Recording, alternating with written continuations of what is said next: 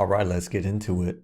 On this one, we're going to talk about the cell cycle and get into mitosis. So, speed things up here a little bit for us. I drew out this cell cycle here, and I'll just kind of talk you guys through this. So, it's a cycle. Okay, goes in a cycle like this. And we got these G phases, you know what I'm saying? We got G1 phase, which G stands for growth phase. So the cell is growing up, it's getting bigger, because it's going to pinch itself into two. So it's going to grow bigger first, and then it's going to cut itself in two, right? So if it just cut itself in two, the cells would get forever smaller. And you actually do that early in embryonic development too. But here we go. We don't want to do that all the time. We want to stay the same size, right? I don't want to get smaller. So we got to make ourselves bigger when we go through this growth phase. It also copies its organelles here in this phase. Then it enters a phase where it's now copying all of its DNA. And for mitosis, which we're going to talk about, you got to copy your DNA if you're going to divide. Even for meiosis, you got to copy your DNA to divide, because you want the two daughter cells to have the same amount of DNA as the mother cell. So we go from G1 to S and then into G2, which is another growth phase, cells building up some energy, and it is also getting the spindle ready. And we'll talk about what the spindle is. Okay, so those three phases together are called interphase. These are called interphase. It's in between dividing. And then we have M phase, which is called mitotic phase. The cell is dividing. Okay, and M phase is split up into all these other phases. Prophase, metaphase, anaphase, telophase, and then cytokinesis. And we'll talk about those in detail, what they do. Okay? All right. Well, this is a cycle, and it needs to be regulated. The cell essentially has to keep time, has to keep track of what's going on. And how do we keep track of time? This is pretty cool. This is a grandfather clock, and it's got a pendulum, some gears, some gears up here, and some weights. What you do is you take the weights and you bring them up to the top, and slowly over time, those weights fall, which provides energy to this pendulum to swing back and forth. But it's really the swinging of that pendulum back and forth that keeps the track of time for us with this grandfather clock. And the weights just make sure that it stays kind of consistent. The most accurate way to keep track of time without, I got some like little junk in the back of my throat. Sorry, I'm going to gargle here.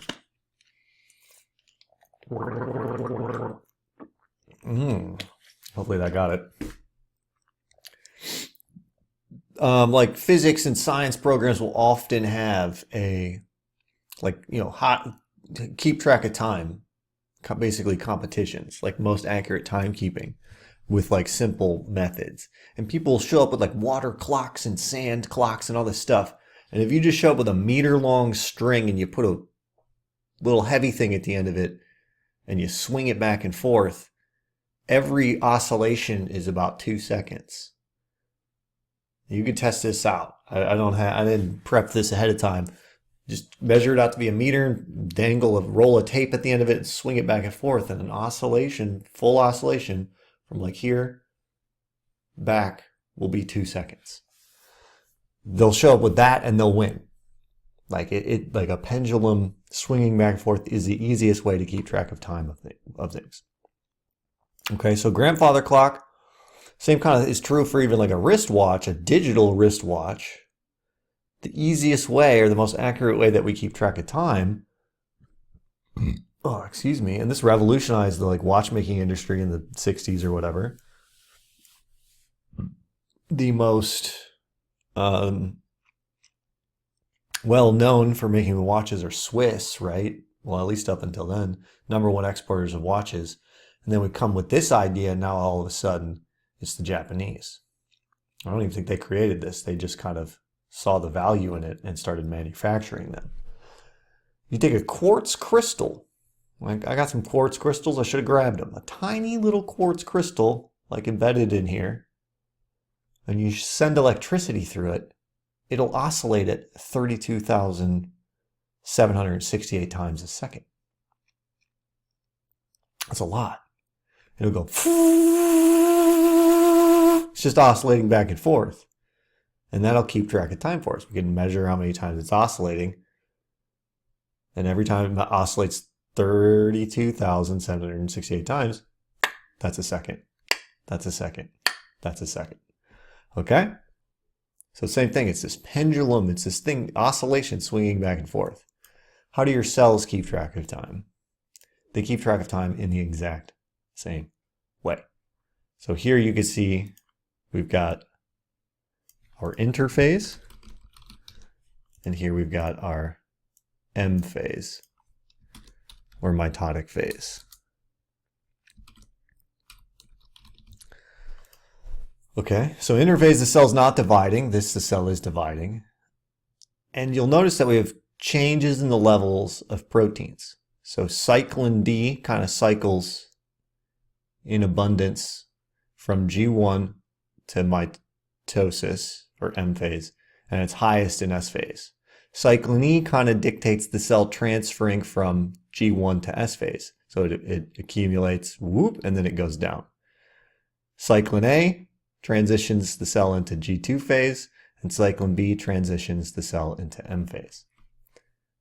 It's oscillations. It's just the swinging of proteins being turned on and off, made and degraded over time. And that's how the cell keeps track of time. It's by accumulating proteins and breaking them down. Accumulating proteins and breaking them down. It's a piece of tape dangling. It's a roll of tape dangling from a string, swinging back and forth. Cells keep time the same way that we do. Pretty cool stuff.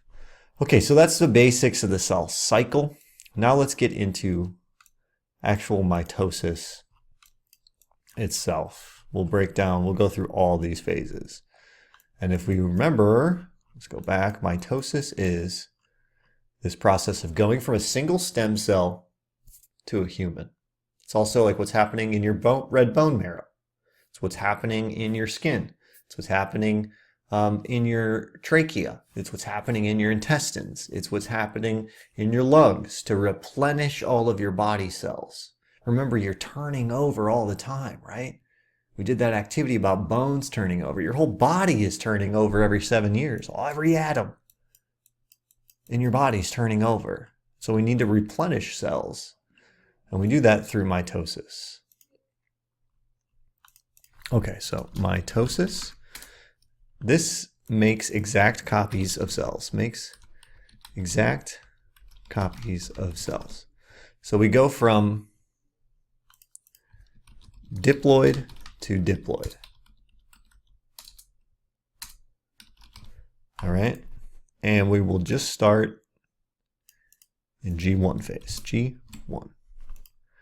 Okay. And what was happening in G1? We have a cell. Boop. And it is growing in size, right? Main thing that's happening is it's growing in size. We got our nucleus. And we've got an organelle.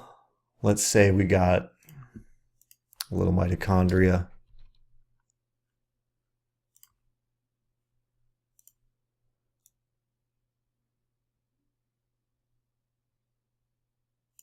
That's maybe a little big. I'm gonna get rid of that. It's a little too big for me. Okay, we also got it, like, let's say a mitochondria. Okay, and now we've got 2 of these mitochondria. Okay, so this is mitochondria, and this is nucleus. Nucleus. Okay, so the cell is growing.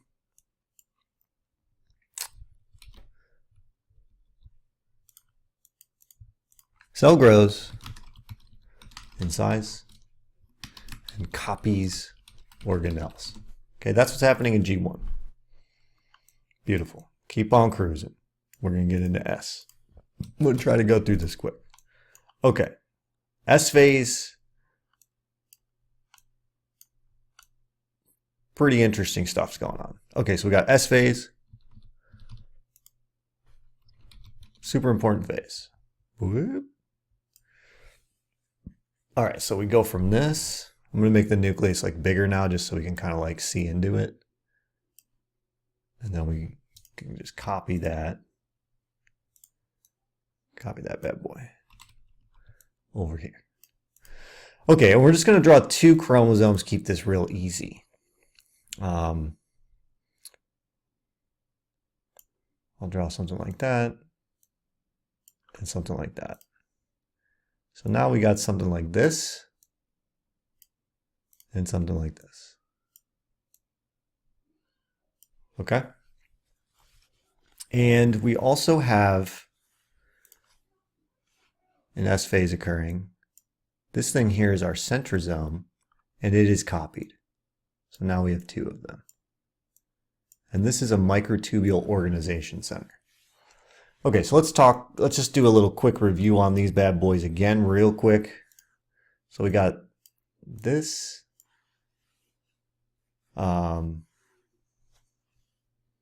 Actually, no, we don't need to do that because we already did it.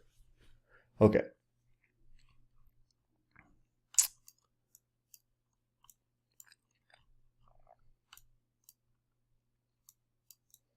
Actually, the way I want to do this, sorry, I want to do these the same size because we have 2 copies of every chromosome. So we're just looking at 1 chromosome here. Sorry if I wasn't thinking straight, making these different sizes. We'll do that next time. So we're going to do these the same size. Okay. So this is like both copies of chromosome 1, right? We got one version there, another version there, and then now we've got these. Okay, so let's actually draw these up here. And just do that little review that I was going to do. Okay, so these here, boom, boom, and boom. These are sister chromatids, right? Easy peasy. This is obviously a chromatid.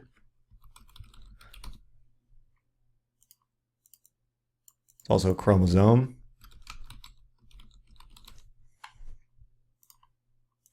Nice and easy. Both of them together is also a chromosome, or we can talk about this and this, and these are homologous pairs. Homologous pairs. Okay, same versions of the chromosome. So this would be like version 1. And this would be version 2. Beautiful. Okay. All right, this thing here is a centrosome. I had to think about it, centrosome. Okay, so what is going on here? DNA is copied. And this S stands for synthesis phase. We're synthesizing our DNA. DNA is copied and centrosomes are duplicated. That's what's happening in S phase. Okay, moving on. We are now in G2. Well, what is going on in G2? Okay, I'm just going to copy these over, copy this over actually. Like so. Might get a little more growth, might become a little bigger. the main thing that's going on here is we're kind of checking to make sure that the cell is ready to divide. And these spindles are maybe not in the right orientation. I'm going to rotate them.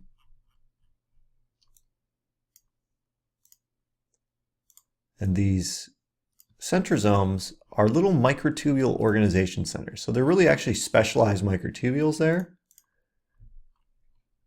And then the microtubules start to kind of grow out of here, and we get the beginnings, little baby spindles. You probably can't really see them yet, but the cell is getting the spindles ready.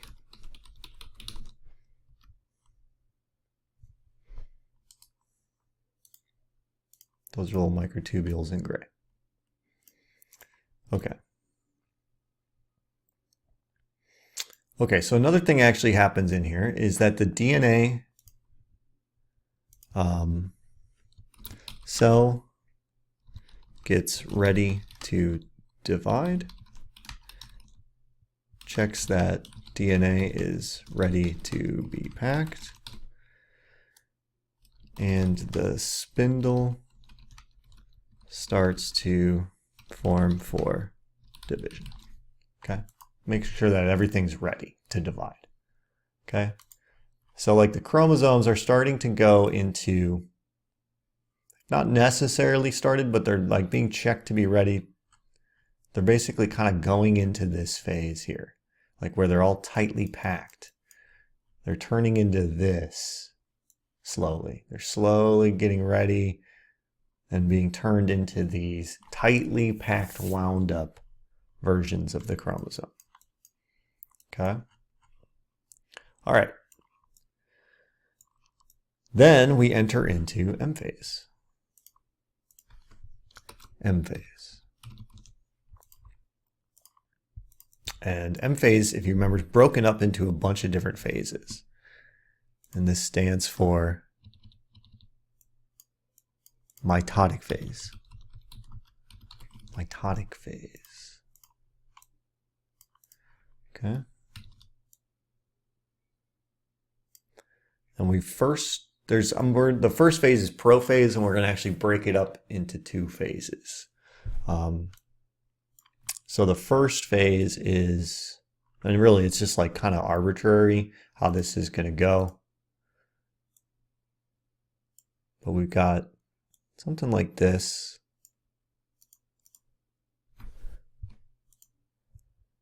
And over time, the nucleus starts to break down. But you actually see the DNA packing up tightly before that. Okay, so the DNA is now really tightly packed. I've already drawn it tightly packed, but that's okay. And we have our spindles kind of migrating to the poles. And our microtubules still be coming out of them.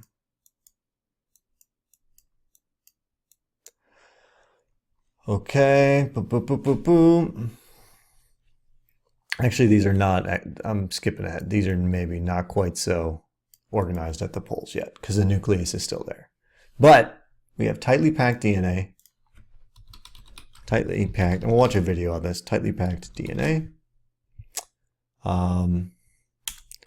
Nuclear envelope starts to break down. Okay. This is early prophase. Early prophase. Pro means proto. It's the earliest phase, and this is the earliest of proto. It's early prophase. Okay. Then what happens?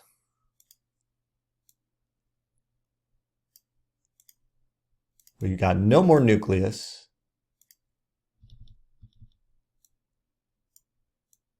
Our chromosomes are now on the loose. Some wild boys. Okay, and our centrosomes have migrated to the poles. And the spindle now starts to organize and become visible.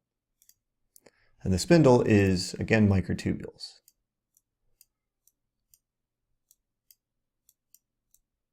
Okay, like so. So nuclear membrane is dissolved.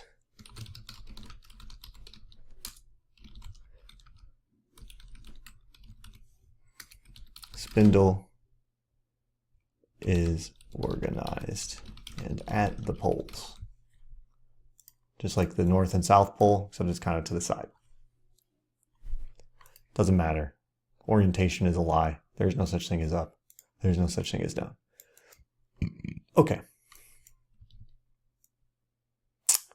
Oh, sorry. That's early prophase. This is late prophase. Okay. Now probably the easiest phase to identify in the cell cycle is metaphase. So in metaphase, this is going to be metaphase. Metaphase starts with an M, which means that the chromosomes are lined up in the middle. So I'm actually just going to copy this and kind of move it around. Move this stuff around. Just to make this easier on myself. Okay, so what happens is the chromosomes now line up in the center. They not like this, but rather like this. I'm going to bring them both up here. Like that. And then microtubules attached to them. It's actually multiple, but I'm just going to draw one for simplicity. And there are other microtubules that come into the center like such. And then there are microtubules that actually go up here to the equator as well. And they help signal for where the cell is going to divide. There's actually microtubules that all overlap in the middle and all this stuff. It's really cool. Okay? So during metaphase, DNA is beautifully lined up in the middle of the cell. And you notice that it's actually here, it's actually sister chromatids are lined in the middle. That might not make sense yet, but in meiosis, the homologous pairs line up next to each other. Whereas here, the homologous pairs are on up and down on top of each other. It's the sister chromatids, okay, are lined up in the middle, right? These are sister chromatids, right?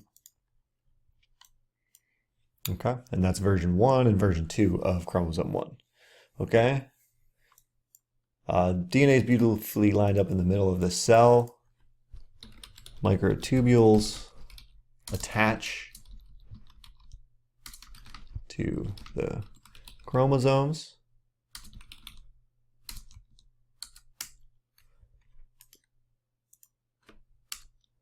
And are attached to the chromosomes and tug on them. Yeah. And they kind of dance back and forth. They kind of all are getting pulled and dancy in the middle. Like that.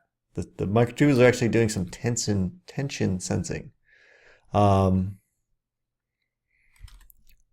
They pull on the chromosomes to ensure everything is attached and the DNA is ready to be equally separated between the daughter cells. Okay? It's pretty cool. Okay, so that's all happening in metaphase. And I probably didn't say this, but you want to draw these probably pretty big. And, you know, maybe do like 2 a page or something like that if you're doing it in a notebook.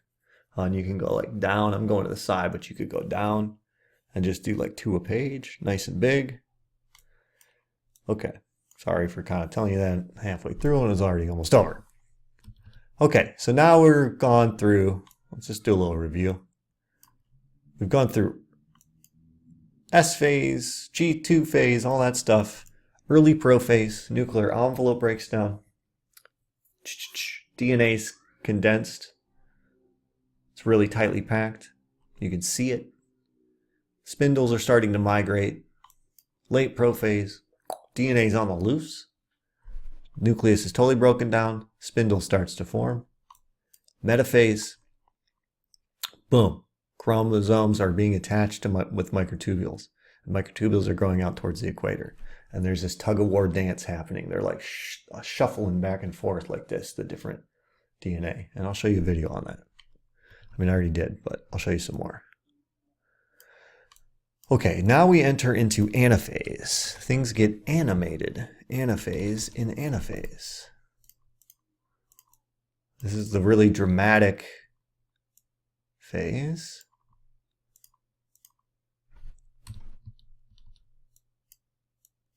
Still have our centrosomes. Did I label these anywhere? I did not. Oh no, I did. Centrosomes, okay? Which are microtubule organization centers. And in anaphase, the DNA starts to move. And when it moves, it's literally like it's like in a convertible and its hair is getting blown back. So these sister chromatids are going to separate. Okay? So it's going to look something like this. So as the DNA is pulled back, its hair gets blown back. And it straight up looks like this. Okay? Makes these little V's as it's pulled back. So the centromere dissolved. Remember that. Still got our microtubules attaching. Still got these microtubules going to the equator. Beautiful. Something like that. Okay, there'd be microtubules in the middle as well. So anaphase, DNA is pulled apart. I'll actually draw on one of these just to give you that little view. Okay. So sister chromatids are separated. Separated. Sister chromatids are separated, which means the centromere dissolved. I didn't draw that in, but the centromere would be the little thing holding them together. I'll draw it in gray, or I'll draw it in this darker gray here. Or we'll draw it in this red. It would be holding the two chromosomes together. Right, that thing's now dissolved. So the chromosomes separate, and these microtubules, it's crazy how that works, actually pulls those things apart. We'll watch a video on that.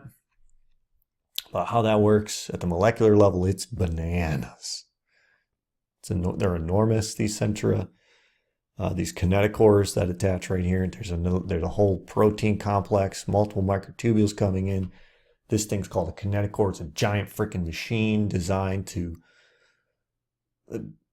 kind of couple around the depolymerizing microtubule. So as the microtubule falls apart, the chromosome is slid along it as it's falling apart. It is bonkers. Just trust me on this, man. This stuff's wild, bro. Okay, that's anaphase. It's animated. Anaphase. It's animated. It's so easy to remember.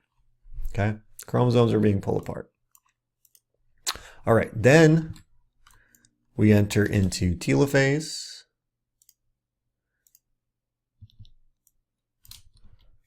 And some professors might just end it here. They might consider telophase part of cytokinesis, but it's really not. They might skip a step here. I'm kind of even skipping a little ahead, but I like the way this looks. It looks like a little weird dude. Okay, so we got our nuclei reforming. Telo means far. This looks like salad fingers or something to me. I like spoons. Telophase, I like rusty spoons. Telophase, telo means far. Just like telephone, television. This means far. Now the nuclei are far apart. Or DNA is far apart. Okay, so DNA is at the poles. DNA is at the poles. And nuclear envelope reforms. Okay. Then we got the phase that I study a lot of. I'd say half my PhD was in studying this process here, which is the next phase.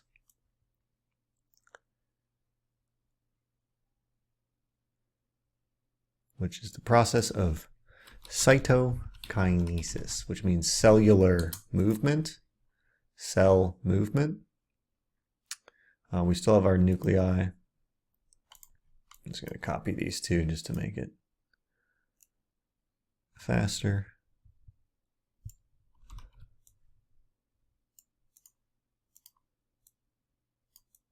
Okay, and then we have a belt. There also the spindles and microtubules would still be here. I just kind of stopped drawing them. We got a belt of actin and myosin, actomyosin.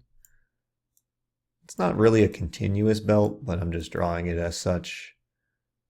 It actually doesn't act as a belt either if you want to get really technical. It acts as small, tiny little contractile units that function in different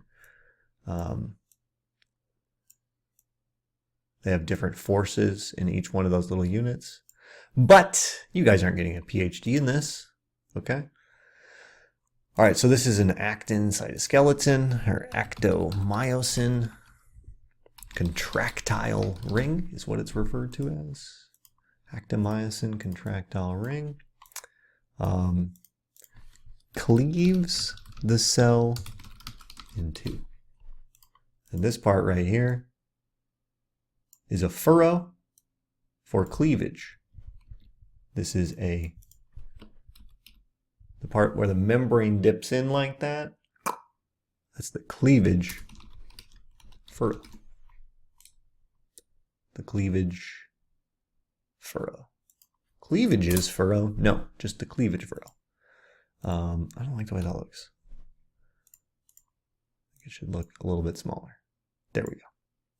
Okay, that's the cleavage furrow. And the end result. Let's bring it up. This would continue on. The escort protein complex would come in. Yeah, I'm showing off. Abscission would occur. There'd be an intercellular bridge for a long time. The cells actually stay connected for a long time. Anyway, I'll shut up. All right, I got my two nuclei. I'm gonna just draw a cell around those.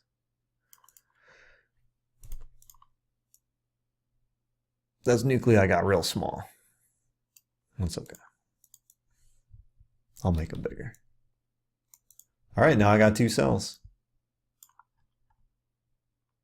That's that, man. That's the process of mitosis.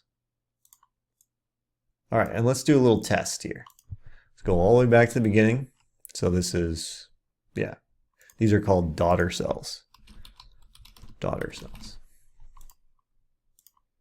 Because obviously cells are ladies. Let's do a little test here, see how we did. It always gets bigger as you go. It always does, no matter what. Anytime I do it, it always gets bigger. That one's not too bad, actually.